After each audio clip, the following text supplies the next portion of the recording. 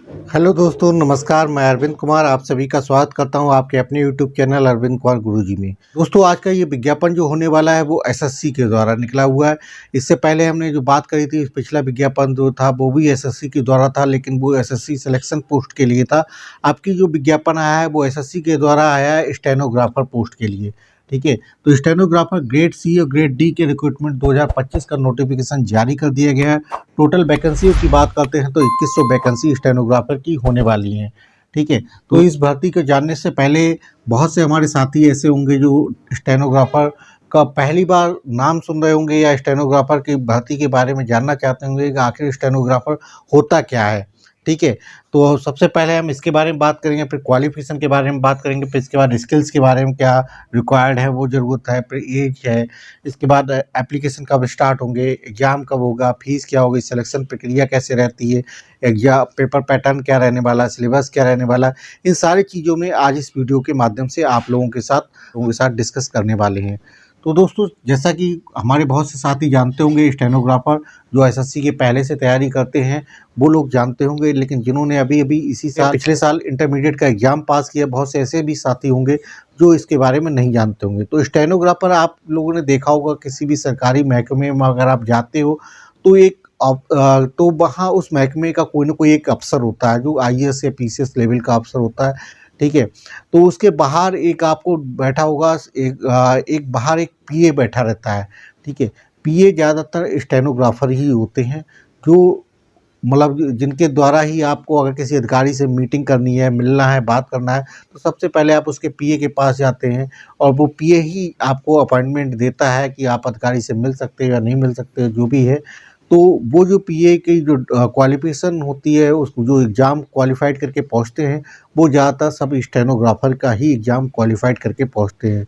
ठीक है, तो ये स्टेनोग्राफर एक अच्छी पोस्ट है, किसी भी सरकारी महकमे के लिए बढ़िया पोस्ट है। इसमें आपको अच्छी अपॉर्चुनिटी मिलती है, अच्छे सैलरी पैकेज भी रहता है और साथ में आपकी अच्छी अर्निंग भी होती है। क्वालिफ़िकेशन की बात करते हैं तो बहुत बेसिक क्वालिफ़िकेशन चाहिए, 12th पास होना चाहिए केवल, किसी भी बोर्ड से हो, चाहे आपने यूपी बोर्ड से 12th पास कर रखा हो, सीबीएसई बोर्ड से कर रखा हो या किसी और बोर्ड से आपने 12th पास कर रखा है, चाहे साइंस साइड से आपने कर रखा हो या आर्ट साइड से या कॉमर्स से, किसी भी स्ट्रीम से अगर आपने इंटरमीडिएट पास कर रखा है, आप इसके लिए एलिजिबल हैं।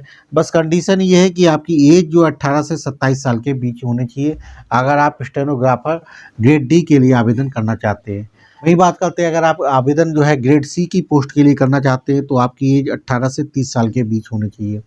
जहाँ तक बात करते हैं रिजर्वेशन कैटेगरी के लोगों के लिए, तो रिजर्वेशन कैटेगरी के लोगों के लिए नियमानुसार छूट मिलेगी नहीं। ओबीसी के कैंडिडेट के लिए आपको मैक्सिमम एज में 3 साल की छूट मिलेगी, वहीं एससी एसटी कैटेगरी के लोगों के लिए मैक्सिमम एज में 5 साल की छूट मिलने वाली है। ठीक है, इसके अलावा अगर कोई हैंडीकैप्ड है तो उसके लिए मैक्सिमम एज में आपकी 10 साल की छूट मिलती है। एक्स सर्विसमैन के लिए मैक्सिमम एज में उसके सर्विस पीरियड को माइनस करने के बाद जो एज बनती है उसमें मैक्सिमम एज में 3 साल की छूट मिलने वाली है। तो ये तो हो गया एज की क्राइटेरिया और क्वालिफिकेशन के बारे में। ठीक है, अब इसके लिए क्वालिफिकेशन और एज के साथ साथ में आपको एक स्किल भी आनी चाहिए। वो स्किल कौन सी होती है? Short hand. शॉर्ट हैंड हमारे बहुत से साथी लोग जानते होंगे, बहुत से साथी ऐसे हैं जो नहीं जानते होंगे।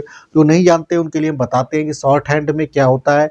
एक ऐसी लैंग्वेज होती है जो ज़्यादातर आपने देखा पत्रकार लोग जब हम किसी प्रेस कॉन्फ्रेंस में जब पार्टिसिपेट करता है तो वहाँ पे जो भी सामने वाला जो कमेंटेटर है कुछ भी बोलता है तो उसको फटाफट नोट डाउन करते हुए देखा होगा आपने। ठीक है, तो वो नोट डाउन आपका अपनी एक लैंग्वेज में करते हैं, जो क्योंकि जितनी स्पीड से कोई भी कंटेंट बोला जाता है उसको उसी स्पीड से लिख पाना मुश्किल होता है। ठीक है, तो वो एक लैंग्वेज उनकी बनी होती है, तो अपने इस तरह के कुछ सिंबल्स का यूज करते हैं। ठीक है, ये सिंबल्स सबके लिए अपने अलग अलग हो सकते हैं, बट एक पैटर्न होता है जिस पैटर्न में ये लिखे जाते हैं, उस पैटर्न को क्या कहते हैं? शॉर्ट हैंड कहते हैं। तो क्योंकि अब इसमें होता क्या है, जैसे हमने पहले ही बताया कि जब आप किसी अधिकारी के पीए के रूप में काम करेंगे तो अधिकारी आपको एक नोट देता है, कि अधिकारी बोलता है कि आपको एक ऐसा काम करके लेना, एक लेटर लिख के लाना है, उसके बारे में आपको ये चीज़ इसमें लिखी होनी चाहिए। अब अधिकारी तो आप बहुत स्पीड से बोलता है।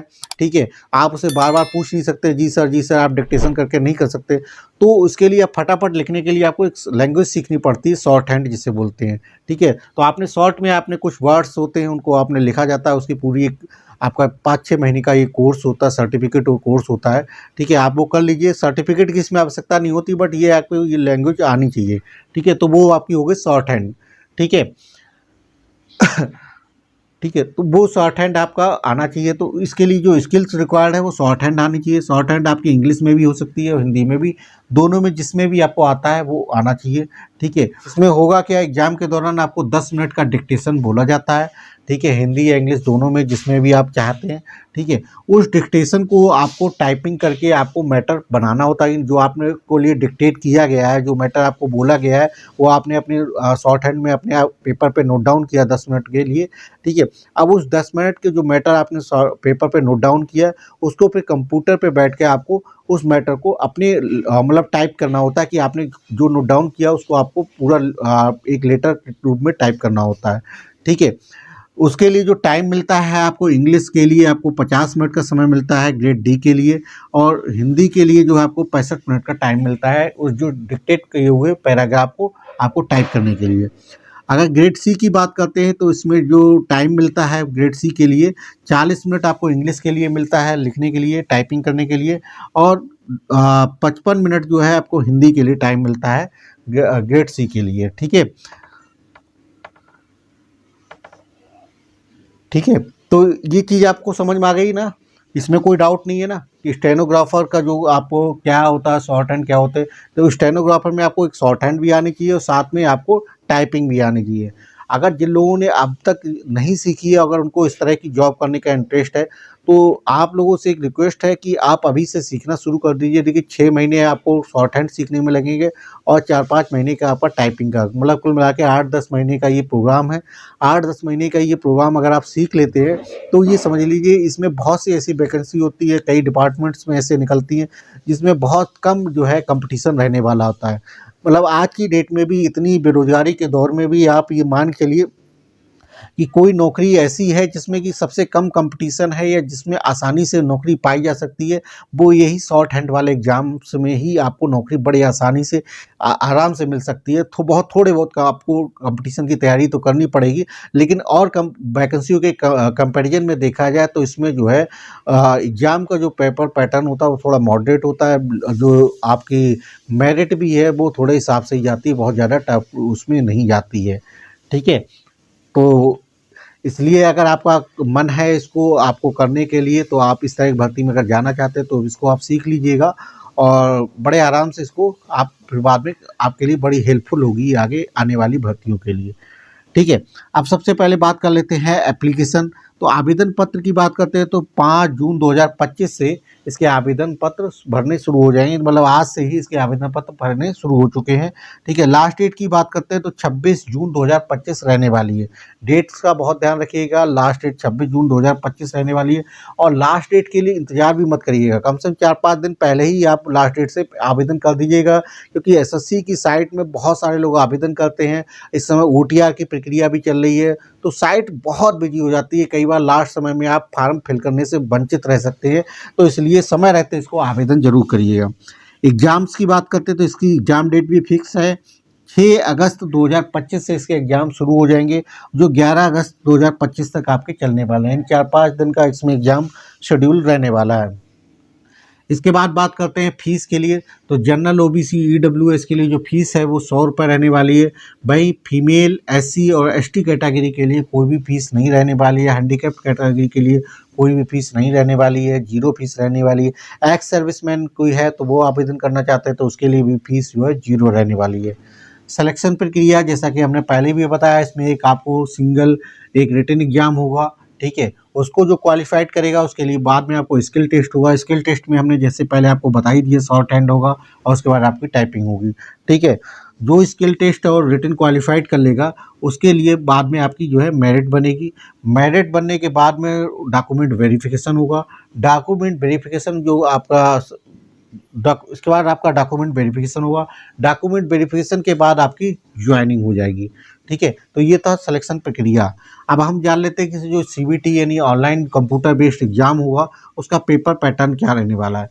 देखिए इसमें जो पेपर पैटर्न में देखिए सबसे इम्पॉर्टेंट चीज़ है कि इसके पेपर पैटर्न में आप देखेंगे मैथ कहीं नहीं आता है। तो जिन लोगों का मैथ कमज़ोर है तो उनके लिए चिंता करने की बात नहीं है। अगर आपकी इंग्लिश स्ट्रॉन्ग है ठीक है, इंग्लिश स्ट्रॉन्ग है, रीजनिंग स्ट्रॉन्ग है और आपकी जीए स्ट्रॉन्ग है, जनरल अवेयरनेस आपकी स्ट्रॉन्ग है, तो आप मान के लिए आप अच्छा स्कोर कर पाएंगे। तो इसमें पहला सेक्शन जो होता है वो जनरल इंटेलिजेंस और रीजनिंग का होता है, जिसमें 50 क्वेश्चन 50 मार्क के आने वाले हैं। दूसरा सेक्शन जो है जनरल अवेयरनेस का होता है, जिसमें आपके 50 क्वेश्चन 50 मार्क के आएंगे। और थर्ड और लास्ट जो सेक्शन होता है वो इंग्लिश लैंग्वेज का होता है, जिसमें के अंतर्गत आपके 100 क्वेश्चन आएंगे, 100 मार्क्स का होगा। तो टोटल क्वेश्चन की संख्या कितनी हो जाएगी, 200 हो जाएगी और 200 मार्क्स के हो जाएंगे। ठीक है, तो टाइम पीरियड जो इसके लिए मिलने वाला है, इन 200 क्वेश्चंस को सॉल्व करने की जो टाइम पीरियड मिलने वाला है, 2 घंटे यानी 120 मिनट का आपका समय मिलने वाला है। ठीक है, अब इस प्रक्रिया में आप देखेंगे नेगेटिव मार्किंग भी होगी, तो नेगेटिव मार्किंग आपकी जो है 1/4 की रखी गई है। ठीक है, तो 1/4 की इसमें नेगेटिव मार्किंग रहने वाली है। अब बात कर लेते हैं सैलरी क्या रहने वाली है। तो सैलरी ग्रेड सी के लिए जो सैलरी रहने वाली है 44,900 से लेके 1,42,400 के बीच में आपकी सैलरी रहने वाली है। ठीक है, वहीं ग्रेड डी की बात करते हैं तो 25,500 से लेके 81,100 के बीच में आपकी सैलरी रहने वाली है इनिशियली। ठीक है, अब बात कर लेते हैं कि इसकी कट ऑफ क्या रहने वाली है। तो कट ऑफ के लिए जनरल ओबीसी और ईडब्ल्यूएस की लास्ट टाइम अगर आप देखा जाए तो लगभग 148 के आसपास रही थी। ठीक है, एससी की कैटेगरी की कट ऑफ की बात करते हैं तो 138 के आसपास रही है। तो आपका जो सेफेस्ट स्कोर जो आपको करना है, टारगेट आपको लेके चलना है सारी कैटेगरी के लिए, आपको देखिए 140 प्लस से लेके आपका 155 का टारगेट अगर आप लेके चलते हैं इस एग्जाम में स्कोर करने के लिए, तो आप ये मान के लिए आप काफ़ी हद तक सेफ जोन में रहेंगे। यानी ओबीसी जनरल ईडब्ल्यूएस वाले कम से कम 155 का स्कोर लेके चलें और एससी एसटी वाले कम से कम 140 प्लस का जो है स्कोर अपना लेके चले। इस बार जो कट ऑफ आपकी इसी के बीच में जाने वाली है। दोस्तों, तो अगर आपका इस भर्ती में आवेदन करने का मन है तो आप एसएससी की वेबसाइट पे जाके इसका ऑनलाइन आवेदन पे लिंक पे क्लिक करके आप आवेदन कर सकते हैं। इस भर्ती से संबंधित आपके मन में कोई डाउट है, कोई प्रश्न रह गया हो तो आप क्वेश्चन में पूछ सकते हैं। ठीक है, जहाँ तक सिलेबस की बात है, सिलेबस का लिंक हम अपने डिस्क्रिप्शन बॉक्स में डाल देंगे, तो वहाँ से आप इसका सिलेबस देख सकते हैं। बहुत ज़्यादा लेंथी सिलेबस इसका नहीं रहता है। ठीक है, लास्ट में दोस्तों आप लोगों से पुनः एक बार आग्रह है, जिन्होंने अब तक मेरे चैनल को सब्सक्राइब नहीं किया है प्लीज़ चैनल को सब्सक्राइब कर लीजिए, जो बिल्कुल ही फ्री ऑफ कॉस्ट है, कोई पैसा नहीं लगता है। और इस वीडियो को अपने दोस्तों और व्हाट्सएप ग्रुप में ज़्यादा से ज़्यादा शेयर करिए, जिससे इस भर्ती का लाभ आपके साथ साथ आपके दोस्त भी उठा सके। ठीक है दोस्तों, फिर मिलेंगे किसी और वीडियो में नई भर्ती के साथ। तब तक अपना ख्याल रखिएगा। बहुत बहुत धन्यवाद। Thank you very much.